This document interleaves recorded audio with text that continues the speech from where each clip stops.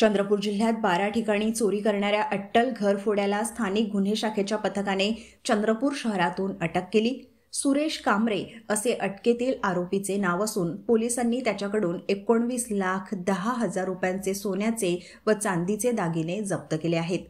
20 वर्षांपासून गुन्हेगारीत सक्रिय आरोपी सुरेश कांबरे हा मूळचा यवतमाळ जिल्ह्यातील वणी येथील रहिवासी आहे।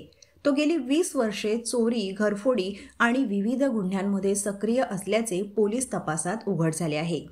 चंद्रपूर जिल्ह्यात त्याने एकट्यानेच 12 घरफोड्या केल्याची कबुली दिली आहे। शुक्रवारी तो चंद्रपूर शहरात सोन्याचे दागिने विक्रीसाठी फिरत असल्याची माहिती स्थानिक गुन्हे शाखेला मिळाली। या माहितीच्या आधारे पथकाने त्याला ताब्यात घेऊन अंगझडती घेतली असता त्याच्याकडे 2,61,000 रुपयांचे सोन्याचे दागिने आढळले। कसून चौकशीनंतर त्याने वरोरा, भद्रावती, सावली, तळोधी, मूल आणि नागभीड येथे घरफोड्या केल्याची कबुली दिली।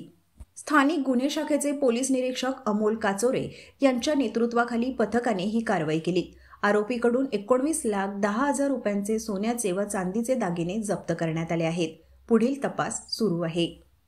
20 तारखेला स्थानिक गुन्हे शाखांना गुप्त माहिती मिळाली की एक आरोपी सोन्या चांदीचे दागिने घेऊन विक्री करता जात आहे। त्यावरून त्याला ताब्यात घेऊन त्याच्याकडे 2,61,000चे सोन्या चांदीचे दागिने मिळून आले। त्यानंतर त्याला विचारपूस केली असता त्याने चोरी केल्याचे सांगितले।